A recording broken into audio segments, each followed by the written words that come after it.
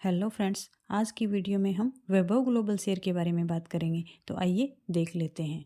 वैभव global limited के अगर business model को हम देखें तो ये ग्लोबल रिटेल सेगमेंट में काम करती है एंड इसका जो मोस्टली रिवेन्यू है वो वर्ल्ड की largest economy US and UK में jewellery, accessory and lifestyle product segment से जनरेट हो रहा है।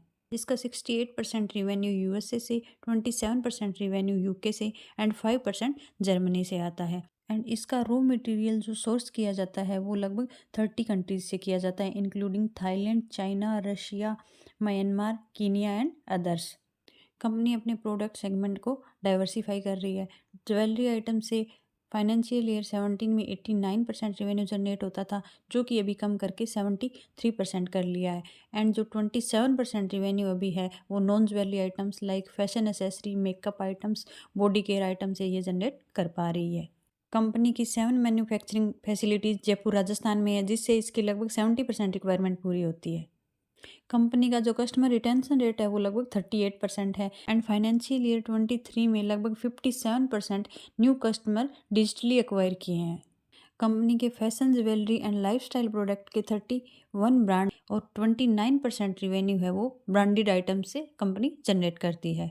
फाइनेंशियल ईयर 27 तक ब्रांडेड प्रोडक्ट्स के बिजनेस को 50% करने का प्लान है। वैभव ग्लोबल ने वोडाफोन केबल नेटवर्क के साथ जर्मनी में टाई अप किया है, जिससे इसकी रीच है वो लगभग जर्मनी की 90% हाउस होल्ड में हो जाएगी। कंपनी ने लगभग 300 करोड़ का कैपेक्स किया है toward the purchase of land for setting up new headquarter in US, upgradation of IT infrastructure, warehouse, robotic automation and upgradation of its channel position in UK among others. And जो सबसे खास बात ये है, जो capex किया है company ने वो available cash and liquid balance से किया है। इसके लिए इसने कुछ अलग से डेट नहीं लिया है, जो कि एक अच्छी बात है। एंड हमने देखा कि कंपनी का फोकस डिजिटल प्लेटफॉर्म के थ्रू कस्टमर एक्विजिशन पे है। जैसे कि कंपनी ने फाइनेंशियल ईयर 23 में डिजिटल प्लेटफॉर्म के थ्रू लगभग 57% कस्टमर एक्विजिशन किया है। कंपनी की मार्केट कैप 7000 के आसपास है। 1 ईयर का लो प्राइस 269 था एंड हाई प्राइस 470 था। कंपनी का ROE 9.02 है। ROE कंपनी का हमें काफ़ी कम देखने को मिल रहा है। कंपनी ने कुछ भी प्लेस अपने शेयर नहीं किए हुए। कैश भी कंपनी के पास अभी अच्छा है। हाई प्राइस ऑल टाइम 1000 के आसपास था, तो अभी देखिए तो लगभग 60% का करेक्शन हमें ऑल टाइम हाई प्राइस से देखने को मिल रहा है। इंटरेस्ट कवरेज रेशियो कंपनी का अच्छा है। एंड रिटर्न ऑन इक्विटी अगर हम लास्ट 5 ईयर 3 ईयर से कंपेयर करें तो रिटर्न ऑन इक्विटी हमें लगातार डिक्रीजिंग ट्रेंड पे देखने को मिल रहा है। फ्रेंड्स, ROE अच्छी नहीं है, अभी पैरामीटर्स इसके अच्छे नहीं हैं, बट हम फ्यूचर प्रोस्पेक्ट्स भी देखते हैं कि ROE जो डाउन आया है इसकी क्या वजह है, ये वजह जानना जरूरी है। कंपनी कैपेक्स करती है तो इंक्रीमेंटल ग्रोथ में टाइम लगता है एंड जर्मनी ने कैपेक्स जो किया है उसका अभी तक ब्रेक इवन पॉइंट भी नहीं आया है। एंड कंपनी ने गाइडेंस दी है कि फाइनेंशियल ईयर 24 का जो सेकंड क्वार्टर है उसमें ब्रेक इवन पॉइंट आ जाए तो वहाँ से कुछ प्रॉफिट जनरेशन हो तो इसकी ROE में हमें इम्प्रूवमेंट भी देखने को मिल सकता है। अभी प्राइस टू अर्निंग भी हम देखें तो लास्ट ईयर्स के कंपैरिजन में प्राइस टू अर्निंग अभी बढ़ा हुआ है, क्योंकि प्रॉफिट डाउन आया है एंड प्राइस टू अर्निंग हमें बढ़ता हुआ देखने को मिल रहा है। सेल्स ग्रोथ भी हम देख रहे हैं कि कंपनी की लगातार डाउन आ रही है। अभी लगभग 0.82% के हिसाब से हमें सेल्स में ग्रोथ देखने को मिल रही है। वहीं अगर एक्सपेक्टेशंस की बात करें तो मार्केट जो सेल्स वेरिएशन एक्सपेक्ट कर रही है इस क्वार्टर में वो भी 0.92% का है, तो सेल्स में ज़्यादा ग्रोथ मार्केट एक्सपेक्ट नहीं कर रही। सेम अगर अर्निंग पर शेयर भी हम देखें तो लेटेस्ट क्वार्टर से अभी हमें जो एक्सपेक्टेशन है वो मार्केट डाउन लेके चल रही है, यानी अर्निंग पर शेयर में भी हमें कोई ग्रोथ देखने को नहीं मिलेगी। यहाँ हम मार्च 18 के बाद से देखें तो कंपनी की सेल्स में लगातार ग्रोथ हमें देखने को मिल रही थी एंड मार्जिन में भी हमें इम्प्रूवमेंट देखने को मिला था। तो मार्जिन में इम्प्रूवमेंट आया, इस वजह से हमें प्राइस में भी अप्रिसिएशन देखने को मिला। बट मार्च 21 के बाद से हम देखें तो मार्जिन में लगातार हमें डाउन ट्रेंड देखने को मिल रहा है। शेयर प्राइस भी हमें डाउन देखने को मिल रहा है। कंपनी के ट्रेड रिसीवेबल हम देखें तो रिसीवेबल भी बढ़ रहे हैं। रिसीवेबल में ज़्यादा इंक्रीज हमें देखने को नहीं मिल रहा, बट इन्वेंट्री भी अगर हम देखें तो इन्वेंट्री भी लगातार बढ़ रही है, तो इसका इफेक्ट हमें ROE पे देखने को मिला था। वही कंपनी का डाउन आया है। मार्च 21 के बाद से हम देखें तो कैश फ्रॉम ऑपरेटिंग एक्टिविटी भी कंपनी का लगातार डाउन ट्रेंड पे देखने को मिल रहा है।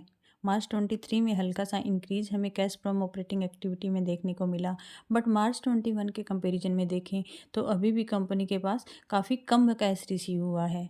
शेयर होल्डिंग पैटर्न अगर हम देखें तो प्रमोटर्स के पास 57% की शेयर होल्डिंग है एंड एफआईआई के पास 21.89 एंड मार्च 23 से देखें तो एफआईआई ने इंक्रीज़ किया है। दिसंबर 22 के बाद एफआईआई लगातार इंक्रीज़ कर रहे हैं। वहीं डीआईआई का देखें तो डीआईआई ने अपना स्टेक इसमें हल्का सा कम किया है, लगभग 6% की शेयर होल्डिंग डीआईआई के पास है एंड पब्लिक के पास 14.59% की शेयर होल्डिंग है। अगर पब्लिक में हम देखें तो विजय केडिया जी एंड आशीष कुचोलिया जी भी अभी बने हुए हैं, बट बड़े इन्वेस्टर को कई बार एग्जिट नहीं मिल पाता, तो हो सकता है कि वो आने वाले अच्छे रिजल्ट्स की वेट कर रहे हों और वो एग्जिट भी करें, बट हमें खुद की स्टडी करनी होती है। तो बड़ी पोजीशन कभी भी बड़े इन्वेस्टर को देख के हमें नहीं बनानी चाहिए। तो अभी हम मैनेजमेंट की गाइडेंस देख लेते हैं कि मैनेजमेंट क्या गाइडेंस दे रही है। तो मैनेजमेंट ने गाइडेंस दी है कि फाइनेंशियल ईयर 24 में जो रेवेन्यू ग्रोथ है वो 8 से 10% रहेगी एंड फाइनेंशियल ईयर 25 के बाद मिड टीन हमें ग्रोथ देखने को मिलेगी, यानी लगभग 15% की ग्रोथ फाइनेंशियल ईयर 25 के बाद हमें देखने को मिलेगी।